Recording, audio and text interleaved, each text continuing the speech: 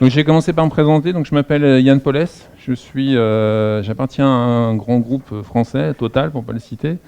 Alors, Total est très grand, donc j'appartiens dans une entité, on va dire, informatique, mais d'une des branches. Total est divisé en plusieurs branches. Et donc je suis responsable de tout ce qui est management de projet et méthodologie agile. Donc j'essaie de, si on peut indiquer ça comme ça, d'agilifier, on va dire, la DSI et d'étendre même l'agilité au-delà de la DSI. Donc j'ai fait cette session-là qui est un peu provocatrice, vous verrez pourquoi. Parce que c'est clairement, vous verrez tout à l'heure dans le déroulé de la présentation, une problématique qui s'est posée à moi. Mon DSI, et c'est, on va dire, le CODI de la DSI de ma branche, à un moment donné a décidé de mettre un indicateur sur l'agilité, à un moment donné de notre transformation. Et au moment où ça a été annoncé, on pouvait clairement se poser la question si c'était un cadeau qui était fait, on va dire, aux gens qui avaient été un peu les early adopters de l'agilité, mais aussi potentiellement pour nous un poison. Et je vous expliquerai pourquoi. Donc on va commencer. Je vais vous raconter une petite... Alors on va déjà remercier les sponsors. Je vais vous raconter une petite histoire. Donc une DSI d'un grand groupe. On est environ, si on compte, on va dire, les prestataires et les gens en interne, à peu près 1000 collaborateurs. On fait environ 200 projets par an, traditionnellement plutôt orientés selon des méthodes, je dirais, le bon cycle en V traditionnel, avec de l'offshoring, du nearshore, on a un peu de tout. Je ne vais pas rebalayer les problèmes que ça engendre, mais bon, vous imaginez ce que ça peut générer comme problème de temps en temps. Et puis depuis 2011, aidé par Alexandre Boutin, on a progressivement, on va dire, introduit l'agilité chez Total. Donc on a d'abord fait un premier niveau de sensibilisation sous forme de jeu, pour introduire par la pratique, en fait, certaines pratiques agiles, des équipes agiles, pour un peu titiller les gens. Et puis ensuite, on a un peu étendu ça au travers d'expérimentations qu'on a lancées, en formant, en accompagnant les équipes qui voulaient bien jouer le jeu. Alors dans les expérimentations, il y en a eu à peu près une vingtaine. Il n'y en a aucune qui n'était un échec, aucune qui s'est arrêtée en cours de route. Le périmètre n'a pas été que des projets. On a eu des projets informatiques, certes, mais on a eu également des équipes en charge de maintenance applicative qui se sont lancées dans l'agilité, on va dire, un peu comme ça, et on les a guidés, accompagnés. Donc, on a aussi nous-mêmes, parce qu'on démarrait dans l'agilité, découvert progressivement, étendu notre champ, on va dire, de connaissances sur l'agilité. Et globalement, tout ça, toutes les expériences sont réussies. Et donc, vis-à-vis de notre management, pour l'instant, on l'a un peu fait en sous-marin. C'est-à-dire qu'ils nous ont laissé faire, on va dire. Les résultats étaient là, donc ils ont dit, pourquoi ne pas, on va dire, sponsoriser ces démarches? Allons-y, ils ont laissé faire. Il y a eu un grand changement en 2012. En 2012, Total, moi avant, j'étais dans une branche qui était raffinage marketing, et la branche a été scindée. Les activités raffinage ont rejoint une autre branche et les activités marketing sont restées tout seules. Et ils en ont profité pour redynamiser la branche, pour changer un peu son nom et son ambition. On s'est appelé maintenant marketing et service. Et derrière le mot service, le nouveau patron de la branche avait clairement une volonté de développer des nouveaux services pour les clients à forte valeur ajoutée. Donc forcément, moi, agiliste, valeur ajoutée, time to market, ça devrait matcher, pas de souci. Derrière, ils ont décliné ça, on va dire, ils ont attendu quelques mois, et puis ils ont décliné ça sous une sorte de feuille de route. Donc un ensemble d'ambitions pour la branche, et derrière cette ambition, un ensemble d'indicateurs. Bien évidemment, chaque direction ensuite s'est appropriée cette feuille de route, et a fait un exercice, je dirais, de production de sa propre feuille de route. Donc vous imaginez bien qu'à la DSI, on a fait pareil. Et on s'est retrouvé avec une feuille de route, qui avait également des indicateurs, dans lequel on retrouvait 7 objectifs. Donc faire 50% de nos projets en méthode agile, d'ici à 2017. Bien évidemment, pour mesurer ça, un petit indicateur tout simple, le nombre de projets qui étaient traités en méthode agile et qu'on mesurerait régulièrement pour voir un peu la progression et la dynamique, je dirais, de la transformation. Alors moi, quand j'ai vu cet indicateur, je me suis dit, ouais, super, ils ont compris, nos managers, ça y est, ils ont mis une dynamique, ça va marcher. Mais quand on creuse un peu, qu'est-ce que ça veut dire cet indicateur? Est-ce que sincèrement, ça illustre, je dirais, l'état d'avancement ou la maturité, on va dire, d'une DSI dans sa transformation. J'en suis pas sûr.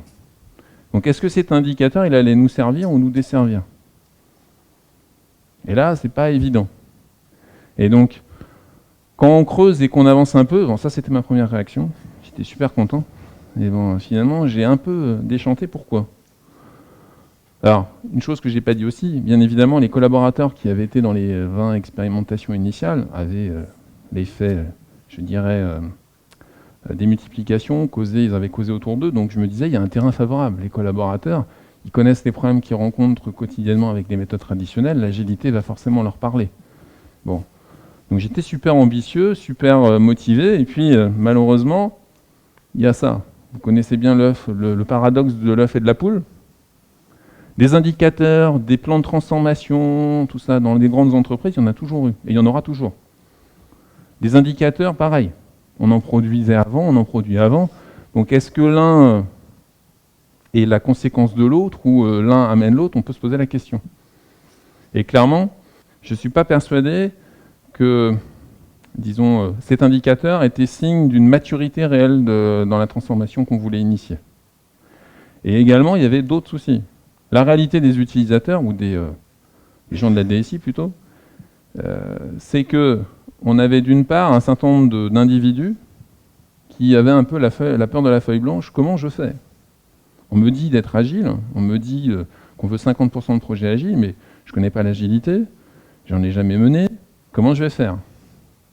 Et donc clairement, l'ambition était donnée, mais le comment pour y arriver n'était pas du tout écrit. Et donc ça s'est traduit au niveau des individus. J'ai plein de personnes qui se sont interrogées et se sont dit, mais c'est pas fait pour moi. Non, je ne peux pas accepter de travailler, on va dire, avec la méthode agile.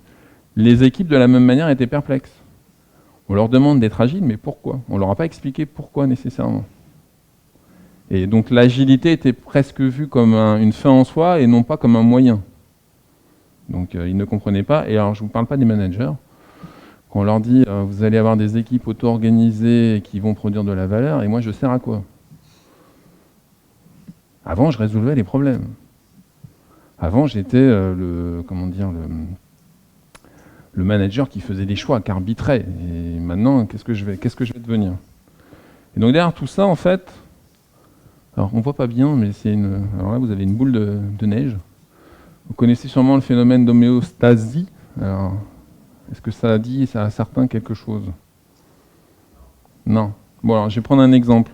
Imaginons que je sois dans ma maison à 20 degrés en plein hiver et qu'il neige dehors. Je suis bien. Si je sors à l'extérieur, je vais avoir un peu froid. Mais au bout d'un certain temps, mon organisme va s'adapter. Il va de lui-même, comme tout être humain, comme tout être vivant, on va dire s'adapter. Le problème, c'est que dans un contexte de transformation, on peut considérer que les individus, c'est un peu comme ce que j'ai expliqué, ils vont devoir changer d'état d'esprit, évoluer. Le problème, c'est que dans le cadre d'une transformation agile, on va dire que c'est plutôt un peu le contraire. Ils vont avoir des craintes, fabriquer, on va dire, un processus de... on va dire, ils vont se protéger des changements plutôt que de les comprendre, de les mettre en œuvre. Et donc on voit émerger plein de phénomènes, alors qui sont différents, on constitue sur les individus, les équipes ou les managers, mais concrètement, déjà travailler en équipe. Tout le monde n'a pas envie de travailler en équipe. Et moi, j'ai été confronté à ça. Des gens qui disent non, moi j'ai l'habitude de travailler, je suis un expert, je connais bien mon domaine. Tu vas me demander de travailler avec des équipes pluridisciplinaires? Non. Deuxième élément, qui dit travailler en équipe, dit potentiellement réussir et échouer ensemble.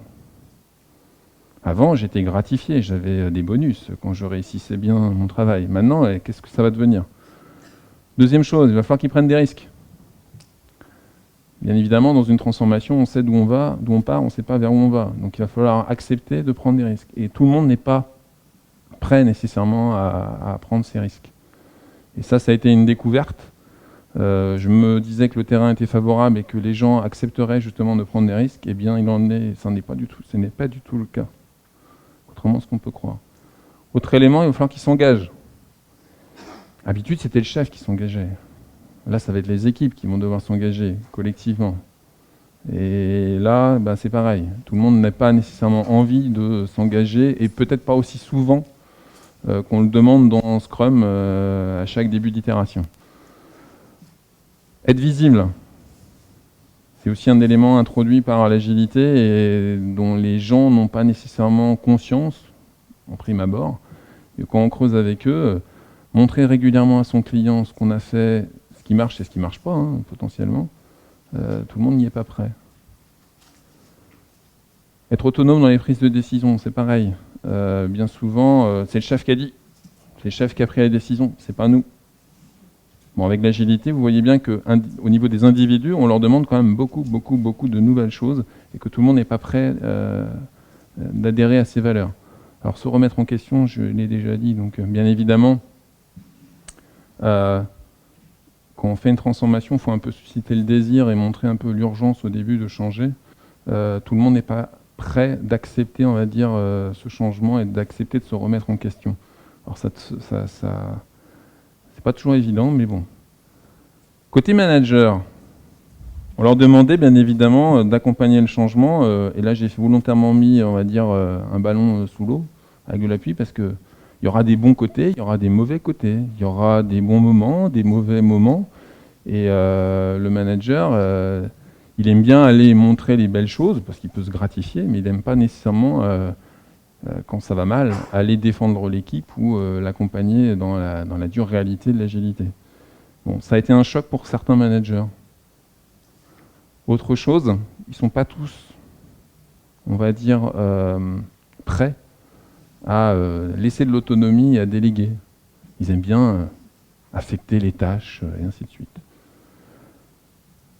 Dernier point, alors, on dit souvent qu'en fait avec l'agilité, les managers doivent adopter une position de servante leader, c'est-à-dire leader, certes, mais au service de l'équipe.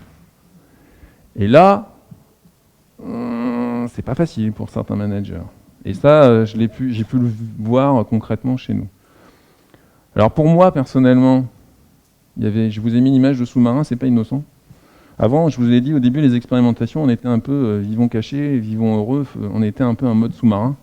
Il est clair que là, de mettre un indicateur sur l'agilité, donc de rendre visible cette transformation, ça veut dire remonter à la surface et être beaucoup plus visible. Et donc être plus exposé aussi au risque que potentiellement ça se passe moins bien. Donc moi, personnellement, quand on m'a dit cet indicateur, je dis « Oula, suis-je bien armé pour y arriver ?» Peut-être pas. Bon, depuis, j'ai fait un peu un travail sur moi, mais bon, voilà. Autre chose, j'avais une crainte, moi, personnelle, parce que j'ai eu bon nombre de managers qui sont passés dans mon bureau juste après cette annonce en me disant « Oui, non, mais tu dis qu'on est agile, on ne l'est pas, mais on l'est. » Et donc, je voyais poindre derrière une volonté pour certains, on va dire, de se dire on va être labellisé agile, comme ça, après, ils ne viennent plus nous embêter, puis on continue à travailler comme avant. Bon. Fort heureusement, ce n'est pas une tendance. Mais en première réaction, on a eu ça. Fort heureusement, ça a changé. On n'est pas allé jusque-là. Dernier point, vous voyez bien que l'échelle n'est pas non plus la même. On a accompagné dans un premier temps avec nos propres petits bras, on va dire, une transformation, enfin, des expérimentations, une vingtaine, 200 projets par an, 1000 collaborateurs, vous voyez bien que l'échelle n'est pas la même. Donc il est clair que moi, au début, je dis, comment on va faire? Bon, je n'ai pas la réponse, mais on va la découvrir nous-mêmes en avançant. Alors, je vous ai mis cette image-là qui est tirée de Matrix, parce qu'en fait, si on prend individuellement chaque collaborateur, quelle que soit sa position, les développeurs, du développeur au testeur, les métiers, je dirais, les managers, voire même, on était un peu comme dans Matrix. On avait 2 opportunités à saisir. Choisir la bonne pastille. J'aurais tendance à dire la bleue, et puis on s'arrête, et puis on reste comme on est. Et on n'essaie pas avec l'agilité de saisir les opportunités que ça provoque. Et là, à la limite, je ne servais plus à rien, j'aurais pu arrêter. Ou alors de choisir la pilule rouge, et là, on va dire, on pouvait explorer avec ses clients, ses équipes, éventuellement les prestataires aussi, d'autres façons de travailler. Bon, fort heureusement, on a quand même bon nombre de personnes qui ont choisi la pilule rouge, donc c'est plutôt une bonne nouvelle. Mais on s'est quand même posé la question, après avoir maturé, après avoir réfléchi en interne sur tous ces problèmes et comment on allait les adresser, mais concrètement, comment on pourrait faire pour réellement ancrer et monitorer, je dirais, la transformation de notre DSI. Et en fait, il s'est passé un événement intéressant, c'est-à-dire que ma responsable a rencontré notre DSI. Et le DSI lui a dit clairement, non mais l'indicateur, ok, c'est important, il fallait un indicateur parce qu'il y avait une feuille de route. Mais ce n'est pas le fond du problème. Le fond du problème, c'est comment on peut réellement ancrer cette transformation. Et en fait, l'indicateur n'est qu'un prétexte à la transformation. Et donc, globalement, qu'est-ce qu'on a fait? Ils veulent un indicateur, très bien. C'est la culture de l'entreprise. Eh bien, rentrons dedans. Par contre, soyons intelligents pour produire cet indicateur. Et je vous ai mis une image d'un escalier qui tourne. Ça illustre en fait tous les niveaux de l'organisation. L'idée est d'impliquer chaque niveau selon son périmètre de responsabilité et que chaque niveau soit, on va dire, impliqué dans la production de cet indicateur. Et au résultat, on a donc les individus, les équipes, le management intermédiaire et le top management. Et qu'est-ce qu'on a fait? Au niveau individuel, déjà, pour mesurer un peu l'engagement individuel des gens pour aller vers l'agilité, on a déjà essayé de mesurer est-ce qu'ils sollicitent ou non un accompagnement et notamment une première formation. Il se trouve que là, on a des premiers éléments qui commencent à montrer que les gens, au-delà de cette annonce faite en décembre, maintenant sont en train de demander des formations. Donc ça, c'est le premier point. Au niveau des équipes, je vais commencer par celui-là. De la formation, on va découler des pratiques agiles. Ils ne vont pas nécessairement tout de suite basculer sur des projets agiles. Par contre, est-ce qu'ils en parlent? Est-ce qu'ils sont acteurs potentiellement dans les communautés de pratiques qu'on met en œuvre? Est-ce qu'ils commencent à apprendre de comment on peut mener des projets agiles? Avant d'avoir des vraies équipes agiles sur lesquelles on va avoir des métriques propres pour l'équipe, de manière à mesurer équipe par équipe que globalement, ils rendent du service. Donc alors ça c'est quelques éléments d'indicateurs. Alors c'est ceux qu'on propose. Vous pouvez être d'accord, ne pas être d'accord, c'est pas le propos, mais l'idée c'est d'avoir des indicateurs pour l'équipe et par l'équipe, produits par eux et pour eux. Bien évidemment, les managers, eux, qui ont plusieurs équipes agiles, vont pouvoir de la même manière. J'ai pas envie de comparer les équipes. L'idée n'est pas de comparer les équipes, mais l'idée est de voir par rapport à la maturité de l'équipe si on peut considérer que le projet ou l'initiative qu'il mène est agile ou non. Et donc de fait, ce serait le management qui indiquerait que le projet est agile. Classiquement, les indicateurs, les gens rêveraient, j'appuie sur un bouton et ça produit l'indicateur. Je trouve ça complètement utopique, surtout dans des projets agiles. Donc l'idée est plutôt d'avoir des managers qui se mouillent et qui éventuellement défendent auprès du top management, ce projet est agile, parce que ils ont connaissance de la manière dont leur équipe travaille. Et donc c'est comme si on se retrouvait avec un joli iceberg, visible du top management, la feuille de route. On a toutes les strates, je dirais, du management, et ensuite on mesure différents éléments. Et on passe en fait de compétences individuelles qui sont mesurées en bas de l'échelle. J'ai appris l'agilité, alors j'ai découvert l'agilité ou je connais certaines pratiques. Je les mets en œuvre. Et là, on peut mesurer l'efficacité de la mise en œuvre. Et donc là, on génère de l'intelligence collective jusqu'à des indicateurs de performance pour l'entreprise. Qui dit projet agile, dit délivrer de la valeur. Et donc, on peut mesurer effectivement. Et donc, si vous voulez, l'indicateur initial de la feuille de route, ça n'est que la face hébergée d'un iceberg, qui est que si on n'a pas ça, quelle sera la valeur en fait de l'indicateur qu'on produira pour le top management? Je m'interroge. Donc au final, on est en train de mettre en œuvre tout ce que je vous ai dit là.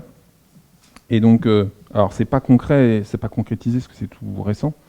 Ça reste je dirais, ancré dans les pratiques courante de la DSI, mais ça offre une opportunité de réellement mesurer la diffusion de l'agilité, l'appropriation par les équipes, et puis des résultats concrets au niveau de la DSI complète.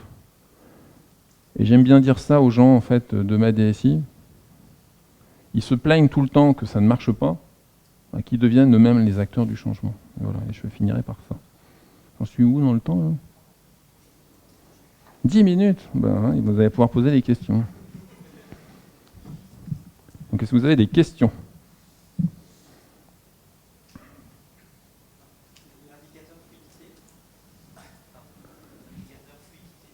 Alors, je vais revenir en arrière. Alors, l'idée, c'est plutôt de mesurer la... Là, c'est plutôt applicable, on va dire, dans des contextes de maintenance. C'est mesurer, on va dire, l'efficacité de l'écoulement d'un flux de maintenance. Combien de temps on met globalement pour traiter une demande? Voilà, ce genre de choses. Typiquement, je peux donner un exemple. On a fait, on va dire, sur une application en maintenance, un gros effort d'optimisation. On a mis en place toutes les mécaniques agiles sur l'équipe de développement. Par contre, il y a tout ce qui est aval et amont, qui n'est pas du tout agile au jour d'aujourd'hui. Et quand on regarde le flux complet, on a l'impression qu'on est super agile au milieu, mais on n'est pas du tout sur le global. On met 2 semaines à mettre en production une demande qui est traitée en 1 semaine par les développeurs, ce qui est un peu dommage. Tu avais une question, Alexandre? En bas de l'iceberg, tu as mis l'engagement individuel. Tu as surtout parlé d'intérêt pour la formation et des choses comme ça. Ouais. L'engagement individuel au niveau de l'équipe, c'est des choses que tu penses mesurer ou pas? Bonne question. Bonne question. Je pense pas. Je vois pas l'intérêt en fait de le mesurer parce que, les équipes s'engagent quand même globalement en équipe et pas individuellement, même si dans les stand-up ils s'engagent individuellement, mais je vois pas la valeur de le mesurer. Après. Ah, de l'intérêt. Oui. Alors ça, on le mesure au travers de ça. Quand ils s'investissent dans la communauté pour faire progresser les pratiques, pour éventuellement bouger le mammouth qui est notre DSI, on le mesure comme ça. Mais c'est vrai qu'on on aurait très bien pu le mettre au niveau individuel. D'autres questions? Gilles? Oui, je voulais savoir, est-ce que vous vous êtes posé la question de est-ce qu'on compte les projets agiles ou les équipes agiles? Alors, on nous a imposé l'indicateur. D'accord. C'est le nombre de projets. Moi, personnellement, je préférerais cet indicateur-là. Des équipes? Ouais. Ok. Et vous avez des problèmes de comptage, du coup, si c'est plutôt des projets que des équipes, ou ça s'est plutôt bien passé? On commence à le produire, donc je ne peux pas te dire. Mais je ne serais pas étonné que dans quelques mois, l'indicateur évolue justement pour qu'il soit plus proche de quelque chose qui a un intérêt. Donc je ne serais pas étonné qu'on propose ce genre d'aménagement. Mais on va déjà le faire, et puis on verra ce qu'on en tire, et si effectivement il n'apporte aucune valeur, je pense qu'on proposera des aménagements.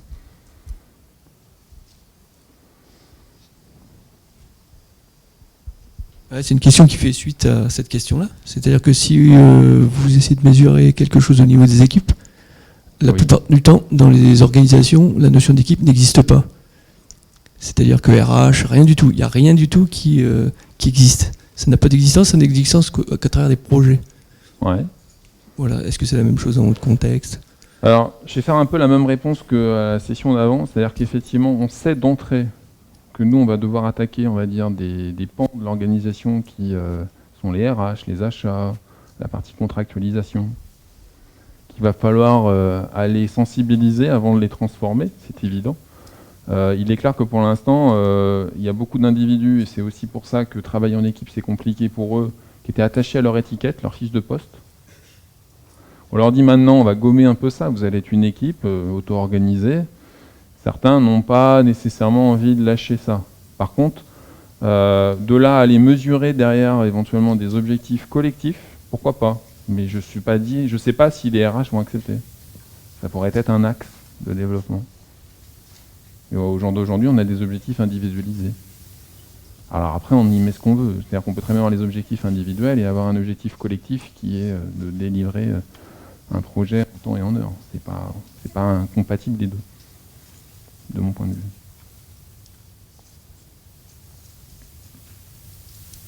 Bon, ben, j'ai plus qu'à vous remercier. Et puis, bonne suite de journée.